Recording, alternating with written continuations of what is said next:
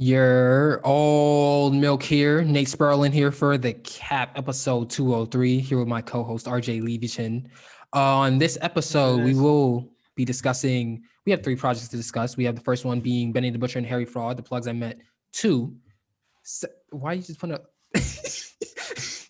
The second project is Kota the Friend and Statik Selektah's collab to Kill a Sunrise. And finally, we have LeekyXIV out of Utica, New York, his independent project titled Impression. We will be reviewing that as well. Tune in. We are on Spotify, YouTube, Apple Podcasts, iHeartRadio, Verbal, more. So yeah, check us out. Oh, what was that? Oh, I don't know. I was pointing at the link. See the link? Click that shit. all right.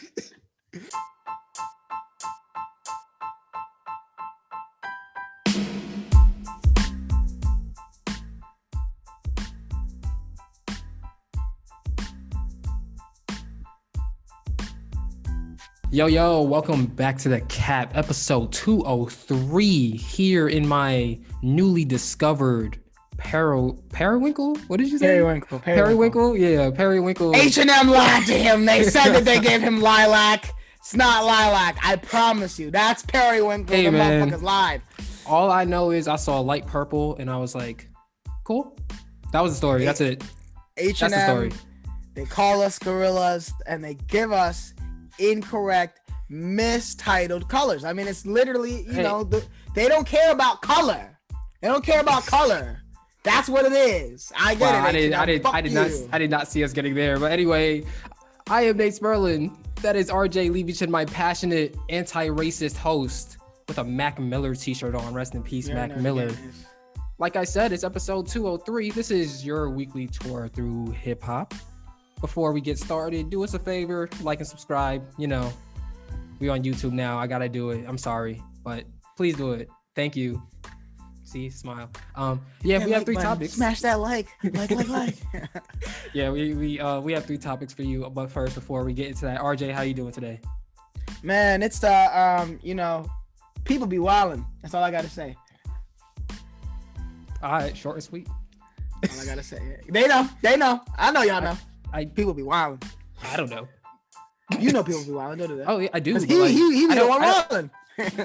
See, look. I think that's it's the face clear. of a nigga that be wilding that knows he be wilding. Very clear. I think it's very, very clear how much you project on this podcast, and you be the one that be wilding. But it's okay. No, I never said I didn't wild out though. I never said I was normal. My fault. So I said people. I'm people. My fault. Self-aware RJ today. Very. I love it. I be wilding. They know. Oh yeah, that's why. Why do you think they keep coming back? Exactly. See. Anyway, yeah. Do you want to just get right into it? Yeah. Or all right, you don't have any more banner to talk about? All right, cool. Let's start it up. First project on the list here, we have Benny the Butcher and Harry Fraud. Plugs I met too. The plugs I met too. Butcher coming, nigga. 9 tracks, 29 minutes long. Features Chinks, 2 Chainz, Fat Joe, French Montana, Jim Jones, and Rick Hyde. RJ, I'm gonna give you the floor with this one. What did you initially think about the plugs I met too? Off the first listen, I liked it. I think it's definitely not as good as the plugs I met 1, but I think that's also difficult when you create gems. It's kind of hard to recreate that whole mentality, but I definitely felt like Benny was coming back with a different energy, with something more to prove, to kind of show that he's not just like some pop nigga or some just like famous nigga. Like he's still like on his grimy shit per usual. And I definitely think Harry Fraud kind of did his thing, but I also think it was, I wish there was a little bit more variety. The features were hit or miss. I was surprisingly impressed by French Montana's feature. I was a little bit let down by 2 Chainz feature. So it's like, you know, there's on both sides, but I think that it was overall, I think it was a pretty good project. I enjoyed it, and I think that Benny showed that he is a phenomenal rapper still. I think I'm definitely in the minority. Just like looking at all my friends who've listen to this project and how they rave about it. I'm definitely in the minority when I say this, but I'm disappointed by this project. Perhaps my expectations were too high because Burden of Proof is such a masterpiece. For him to come back with the Plugs I Met too, it's a good project, but with the Burden of Proof probably being my par right now, it doesn't meet that at all. It feels a lot more like a warm up to me, kind of like him kind of dusting off the pen a little bit and trying to get back into the rhythm of it before he gives us another Burden of Proof level project. So if that's the case, I'm fine with that. But if this is just like a project where it's supposed to be his best work, I don't really think that it really meets that bar. I think that Benny's verses were really, really good, but it's just there's just a lack of musicality that comes with it. That's just like, the hooks aren't really something to make me want to listen to the second verse. Also, there isn't really, like, he went full rapidy rap, like full niggas that were popping when I was like in diapers and shit, which is fine. But if you're gonna do that at the same time, how are you gonna modernize it for the ear that just became a full-fledged adult a year ago? That would be my question. But at the same time, maybe it's not for me, and I'm perfectly fine with that. I'll just go back and listen to Burden of Proof. I promise you, it is not for niggas in Periwinkle hoodies. I promise you, it's not. It's not. You're just mad because I bring the style to the podcast, which is completely fine. Which is completely fine. You got it. I mean, because I want y'all to know that he was like, look at my lilac hoodie, and I was like, where is it? Because it was clearly not lilac, and it's okay. You know, you got it. You got your light purple hoodie. I just wanted something that was pastel, and this gets the job done. That's where I'm at. Right. You don't understand the nuances of purple like I do. That's all I gotta say. It's when okay. have you ever worn purple? But that's not the point. The point is the nuance and the colors. They hate us because they the ain't nuance us. of colors. I know crazy. Nuance. You don't know nuance. That's how you was wearing. You walking around, look at my lilac shit. Everybody like, everybody's like confused.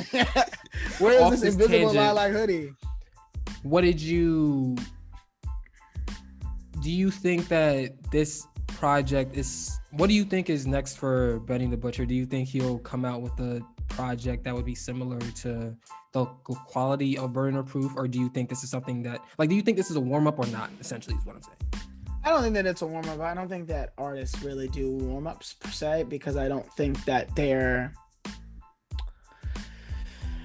I don't think that artists, like, especially Griselda artists, I don't think that they think about music like that.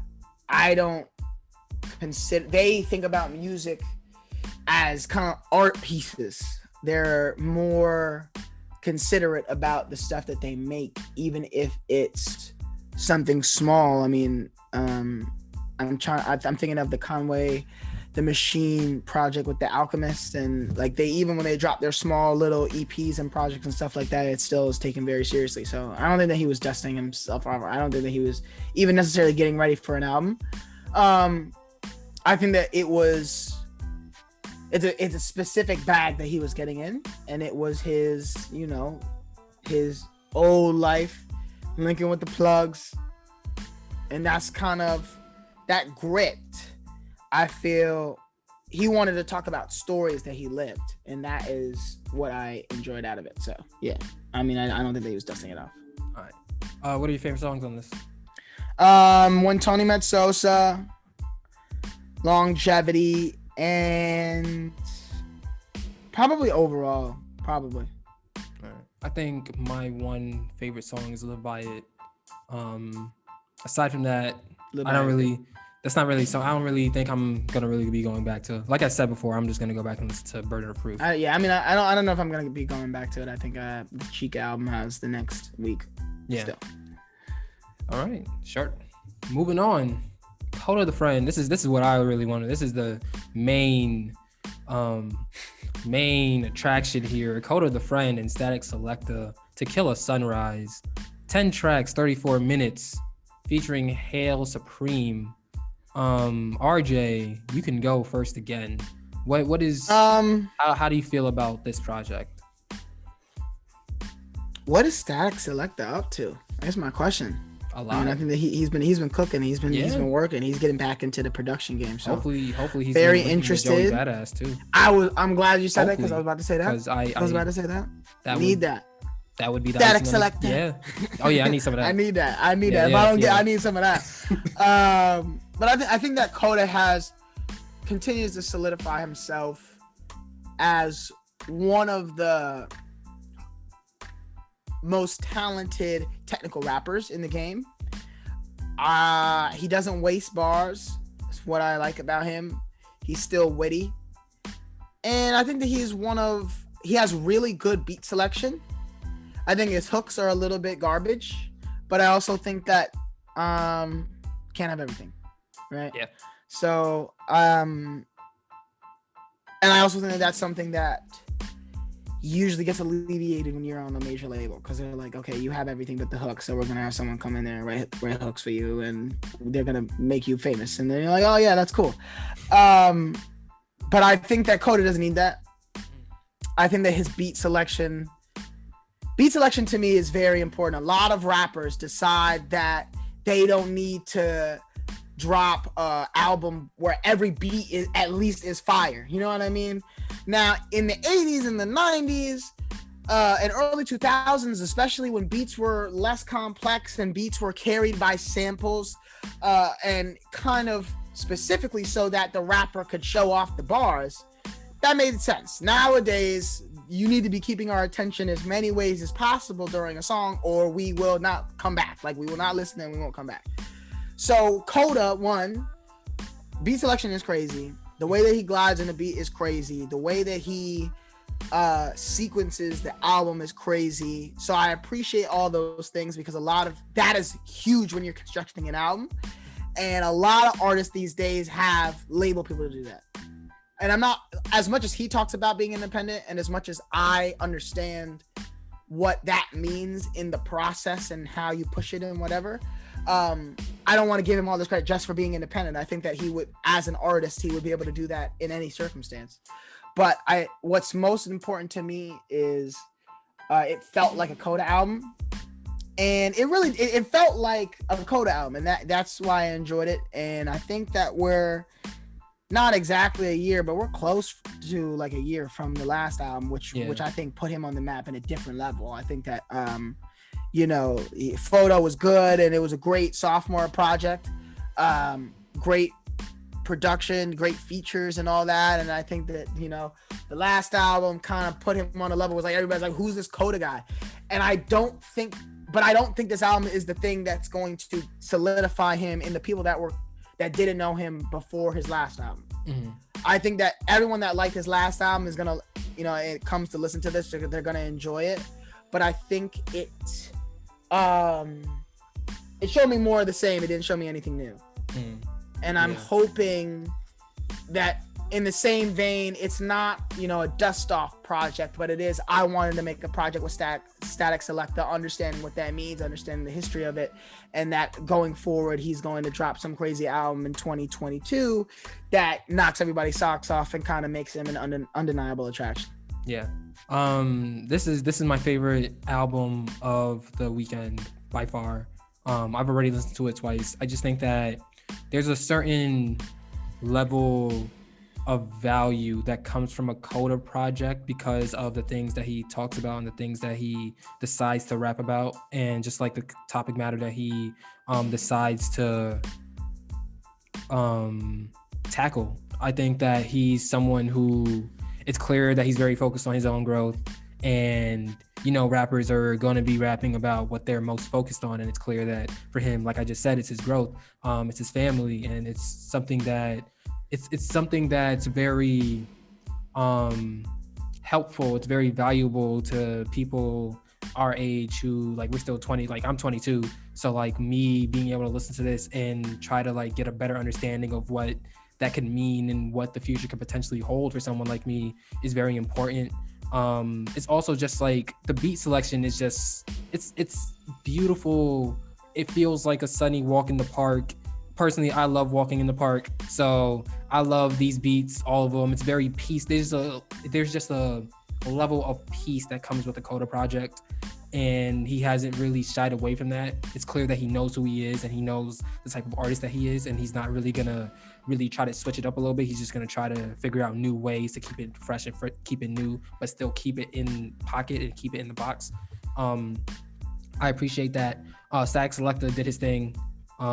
There isn't a trash beat here, in my opinion. I do agree with you. I think that the hooks could be better, but I do think that for Kota, for someone who's primarily a lyricist, I think it's pretty much like if you're a lyricist and you don't have trouble with hooks, I don't really like. I feel like it's kind of a rite of passage. Like, oh, this nigga can rap, but does he have trouble with hooks though? And like I feel like that's like a thing that's like clear in the rap game right now. So that's not really something for me to really be like, oh shit, Kota, I'm worried about his career because he can't really do a hook. Like I don't really care about that. It gets the job done at the end of the day, and it gets me from verse 1 to verse 2. So overall, this is just a really good project. The album art on this shit too is fucking crazy. This right here is, as of what's today's date? March 20th. As of March 20th, this is my album of the year. I don't know about all that though. Like, I mean, it's hard to say. What are you gonna? I guess it's album of the year. So you talking about an album, I guess. I gotta like look through the few, but I think that it's weird because I know that it's not. There's a bar that I feel it didn't reach, so it's hard for me to give that title. But I mean, yeah, the too early call, the March call album of the year. Yeah, I guess, yeah, you can have it. Yeah. What are some of your favorite songs on this? Gotta actually pull it out. I think that it was really the first two songs, Wolves and Hate. I liked, and then What You Saying. What You Saying is I like that one too. I like Wolves as well. Go Now, I like that one. What You Saying, like we just said. Live and Direct is really good as well, and Sunrise is the last one. I also like Sunset, the second listen round. Sunset is becoming one of my favorites as well. So this is just a really, I recommend listening to it. It's only 34 minutes, so if you have like a half hour out your day. Yeah, short and sweet. Kota's good about that. He's very concise. Look at that vocab word. Look at that. Concise? Yes. It's an SAT word. You see? See, concise. Yeah. Look at the audience going crazy and shit. Look at that. Audience is going very light. Yeah. Look at that. Very light. Very light with that. Wow. Yeah. All right. So moving on, we do have an independent artist to talk about. We have LeekyXIV out of Utica, New York. Dropped a project on March 11th titled Impression. 7 tracks, 21 minutes, no features. Independent artist, like we said. RJ, what did you think about this project? I thought it was good. Here's the thing with independent artists is that you are in this process of either being very different or being very resemblant. And there are pros and cons to both, because when you're a unique independent artist, you stand out. But at the same time, when you're trying to get signed, if they don't think that they can sell you because you're too unique, then it goes against you. On the other hand, being resemblant is good because you can hit certain fan bases because you have that same sound. Oh yeah, he sounds like but at the same time is that you may come off as he's just a different version of whatever, and you don't actually have core fan bases that care about your music and your sound specifically. The thing about Leeky that I think that he's an energetic force on the mic. I think that he brings a lot of he brings his swagger where he's confident in himself. I think that's big in rap. You know, every rapper got to be confident in the bars that they're spitting. But I do think that there wasn't a sound that I feel like if someone, hey, what does that guy sound like? Like, what is his music like? I don't think that I could give an answer that would make sense And I don't know if it was on purpose. I don't know if he was trying to be well-rounded or whatever, but I think that was definitely lacking. I think this project was good. I agree with you. I think that there's a certain level of flow to this project that I really appreciate, that I wasn't really expecting. Each song leads into the other, and that little detail alone kind of makes it more enjoyable to listen to.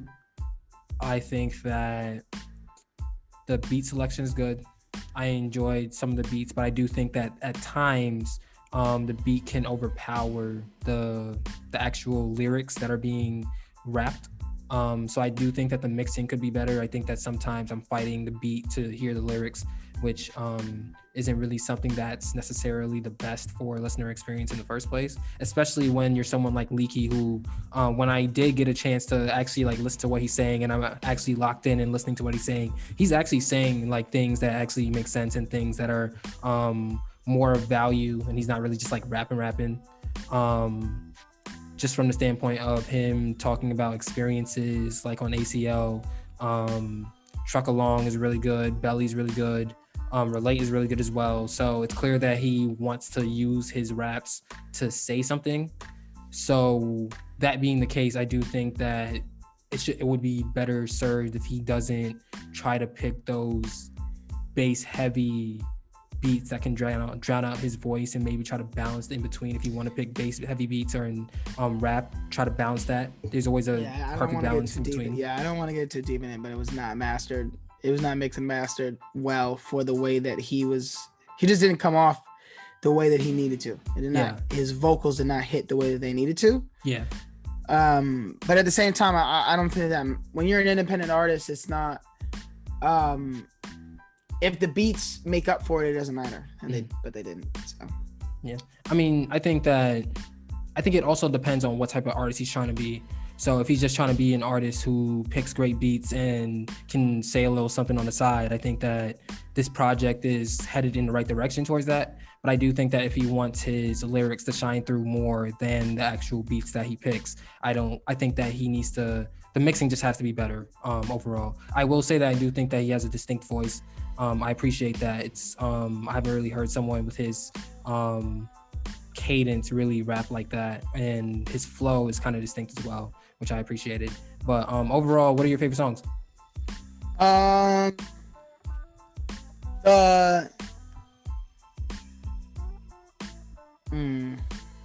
me look through it. You give your songs while I look through. I think I already mentioned them. My top three are Truck Along, Belly, and Relate. Truck Along is the best song on the project. That's okay. I don't really think. I'm glad they were on the same page on that. I don't really think that's debatable. I think that to be honest, like the one song that I really liked was Truck Along. Mm-hmm. That was a song that I was like, okay, yeah, this is fire. Yeah. All right. So you can listen to it. Impression by LeekyXIV out of Utica, New York. Just dropped on March 11th, excuse me. It's available on Spotify, Apple Music, SoundCloud, and YouTube. Yeah, we're gonna put his Instagram below on this little bar thing. I don't know if you guys ever realized that it changes, but it does. So that's cool. Hey, Nate, I got a question. What's good? So 2021 has had a very, very sluggish start, right? Yes. What do you think the summer is going to look like? You got vaccines coming out. Not everybody's taking the vaccine. Not everybody's like doing the whole social distancing thing anyway. In Florida, they acting like they never had corona. But 2020, we watched a lot of. We know for a fact that there were at least a handful of A-list super artists who were slated to drop albums that didn't drop albums because people couldn't enjoy them, couldn't be outside to get them. 2021, we're in a very weird space. As much as, Joe Biden wants to talk about how we're all going to be vaccinated, whatever, corporations, businesses, they can't necessarily take those risks without it being certain. It's just not safe. What do you think that we're going to finally get the Kendrick project, the Drake project, the Rihanna, all of those artists? Or do you think the artists actually went back to the drawing board completely, even rethinking albums and rethinking the way that they're going to go with the pre-roll and rollout? I feel like we're in a weird space in hip hop right now. I feel like sound hasn't really evolved as much over the past year and a half because of the lack of releases. So I think that we could just be in a place where artists who made music last year that they were confident to put out last year could potentially hold it till next year, like when everyone's actually outside, because of the lack of just drops and releases. But I do think it's starting to pick up a little bit. We have Rod Wave coming up. I'm sure Future has something in the mix. I'm sure Lil Uzi's been teasing Forever Young. Playboi Carti is teasing his deluxe to Whole Lotta Red. Drake has been teasing forever. I would assume Certified Lover Boy. I would assume with Cardi B and putting that, Cardi B's Up single was the first single that she had dropped in, I want to say, a year. So I would assume that doesn't mean that she's dropping it for a reason and she's not just dropping it just to drop it. I don't know, bro. It's turned into one of those media things where she drops it. And then, I mean, the choreographer, Bankhead or whatever his name is, Sean Bankhead, I think his name is, he's been going off because of the whole TikTok challenge and him with the bookie boo, and and the way that she did the Grammys and she's been doing all this stuff, like it reminds me of she's done that with singles before, where she's not dropping a project. She's just dropping one fire single and like pushing it in a bunch of different ways and dropping a crazy next level video. I think that's something that's slept on, by the way. But I think that's also because the only one of the times I can think about her doing that was with WAP, and that was a collab, like that was with Meg Thee Stallion. I'm fairly certain she's done it before with other artists as well. Press. Oh yeah. Cardi don't need more press. Yeah. Okay. Well, I would hope that she's not just dropping Up just to drop it, and it's not another one of those trends. I hope there's an album coming soon. Travis apparently has been teasing his next album, Utopia. I'm shook about that. I ain't gonna lie. I'm more shook about it. Honestly, me too. I don't really know what to expect out of that. You already said it, right? Huh? You already said it? You heard what he said? How he's gonna he's not. It's not gonna be like anything else that he's made. It's not gonna sound like anything else he's made. He's on a new wave. I've heard that from Playboi Carti. I'm cool. But Playboi Carti is an experimental artist, and you literally don't know what you're gonna get when he drops an album. Like that's the whole point. Yes, you do. No, you don't. You said Playboi Carti or Travis Scott?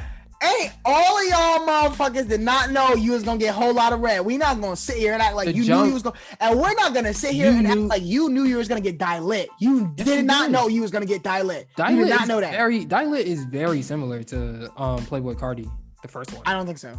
I think it's a lot more rock influenced. I mean, that's fine, like but he's still doing yelling. But he's still doing the what? Yeah, but that's his ad libs. Like I don't expect he ain't do that at all. Jay-Z to stop saying "ho." Like I don't expect Drake to stop doing the like I don't expect him to stop. That's the thing. I'm very confident that the only reason why you come back to this podcast is so that you could keep harmonizing. I'm very confident in that. Maybe it might be. I'm trying to get signed as a singer. Oh my god, but I mean, if you think about Quavo and them been saying the same ad libs since Versace came out in like 2013. I mean, also going back to the original topic, I think that Culture 3 might have a chance of coming out this year. I feel like it was supposed to come out last year. I need the Quavo in his bag project. Like Lil Baby still confirming Lamborghini Boys, and he's still talking about his collab tape with Lil Durk. There's a lot of. I don't really need that, but there's a lot of things in the works that has been quote unquote announced. So I'm hopeful, but at the same time, if it's a 2020 repeat, I'm not gonna be surprised because I could see artists being scared of the uncertainty and not wanting to take a risk. So yeah, that's what I think. Right. Yeah.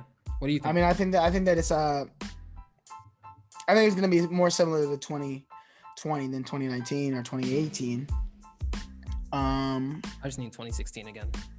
But I am intrigued. I am intrigued about how much, because as you said, the sound, when people don't drop, the sound can't shift. And I think that what's interesting is we talked about 2019 kind of being a weird year, especially with the way that DaBaby and Meg Thee Stallion, because there were so many people not dropping, they kind of got a second year of just being able to be on top of everything. Is that, you know, they're not even doing anything. Yeah. So it's one of those things where like we really don't know if we're gonna get nothing or if we're gonna get way too much. I feel like it's also weird because there isn't really a clear-cut rapper. Like usually around this time we start to see who's bubbling and who's potentially gonna like start skyrocketing a different level. And aside from Lil Durk, and I don't even think Lil Durk really counts because Lil Durk's start was really last year. Yeah, because it would have been, to be honest, it would have been King Von, it would have been Pop Smoke. Yeah. I mean, been, you know, I think Pop Smoke would have been last year too if he still drops that. Oh, for sure. I mean, yeah. I mean, I think that he would have dropped something. Yeah, but I'm saying like this year, like who's the relatively unknown, super talented artist that nobody really knew about until they dropped a project or a hit song, and then everyone starting to gravitate towards them. Maybe you're right. Maybe it is Kota the Friend. Hopefully, that'd be nice. No, I want more. No, I hope that we get better albums than that. I want more Park Reps. I'll be excited. I want more. Okay. Yeah. I mean, it could be. Also, it could be Chica. It could be. I've seen Flo Milli start to do more features, so it could just be the two women from Alabama. I'm hype. She doing features. That, I don't really know who. But even then, Flo Milli would be last year too. So that still doesn't really answer my question. I'd say Chica is really the only rapper who may start to jump, like exponentially jump this year from like all the rappers that I've thought about and listened to. Yeah, I think it's hard to say. There's a lot of people that I'm hopeful for, both on like Isaiah Rashad, JID. You know, I think that there's some Dreamville artists, there's some TDE artists that we've been waiting for them to kind of get the shine that they deserve, and they haven't got it yet. So I hope that they take advantage. And I'm gonna throw out a sleeper that I don't think is a sleeper, but because we don't hear from him, it's very difficult to kind of gauge where he's at. Corday is coming. I don't know when it is, but people forget what the Lost Boy did and how it was acclaimed and how people were paying attention to it. He's separated himself from the bums. Don't do that. And he's in no, they're bums. YBN Namir was good. Namir had a, but he wasn't consistent. Namir just dropped a good song with 21 Savage. All right, so he has one song. He has one song in the last 18 months. Good for him. I mean, he's coming give him some claps. Claps. No, I mean, he started. He's also in the boat of those artists who were trying to drop last year but didn't because of I don't know why he didn't drop. That YBN collab group tape flopped terribly. I got some good songs off it. I thought it was alright. No, you really? You protecting YBN right now? I mean, also, I don't really know what you really expect from three artists who aren't really in the same wheelhouse in terms of what they actually do on the beat. That's their fault, though. Yeah, but at the same time, it's like with a grain of salt, you know, like they're learning. What? They're learning. I guess. I don't cut that slack to anybody else. So I'm not gonna. I didn't cut that slack to Odd Future. So I'm not gonna start, cutting slack to all these different young groups. They gotta figure it out. Yeah, you gotta figure it out. I mean, Frank Ocean when I was in 2012 versus now are very different people. But I think sometimes you just have to realize that I'm also not trying to compare Frank Ocean to YBN Namir. But like sometimes you just have to realize that it's not. Sometimes people just have to fail and figure it out themselves. And I don't really. No, yeah, for sure. And I don't really it's not it's not something that it's like we can say for sure like doesn't work yet. I mean, they've all apparently gone their separate ways, but I think that YBN Namir still has some potential, and I think he could potentially capitalize on it. What about Almighty J? Huh? What about Almighty J? I'm not really that big of a fan of him, honestly. Yep. But they're not really. They're not even like. It's not even a collective anymore. They're just all their separate artists now. Yeah, is that a swipe? Apparently something happened. Apparently something happened with the trademark, and I don't know. They're not. I don't know what happened. Something happened. They're not even a group. They probably didn't even trademark that shit. I don't know. All I know is you know that those kids had no idea that they needed to trademark that. I blame the school system. I give them more slack for I blame the school system for not knowing about trademarks than for not being creatively cohesive. Because it's Corday. You look at Corday and you listen to 60 seconds of a Corday song, and you know that he's not supposed to be in a group with Namir and Almighty J. You know that. I mean, but at the same time, Namir was the one who popped first with Rubbing Off the Paint. So like he but I was looking at Corday popped in his own way. Yeah, but he ain't pop off no feature. He hasn't had that smash though, like Rubbing Off the Paint. He hasn't had that sensation like Rubbing Off the Paint. Even though, yeah, I do think that Rich Nigga Problems is that. Nigga performed that at the Grammys last year. Pretty sure. Now, one of y'all niggas fucking with me. I got 2 bad bitches that be rubbing my feet. That song is fire. J. Cole produced, Anderson .Paak feature. That song popped. Yeah, I don't know how you don't know that song, but sure. No, I know it now. Now that you just sang it, which is you really did. Now that you just sang it, I remember it was It was my favorite. I like the song. I like the song with what is it? Gifted with Roddy Ricch. I like that more. Really? Yeah. I'm not that big of an Anderson. I'm not that big of an Anderson .Paak fan. I'm not. He's talented. He's very talented. I understand that, but I'm not a fan. And with that, we're gonna wrap it up. Although I do have hopes for his Silk Sonic album with Bruno Mars whenever that decides to come out. No, I'm broken. That hurt. I'm heartbroken. It's alright. You got it. No, it's cool. Oh damn, it'd be like that. Shout out Anderson .Paak though. Yeah.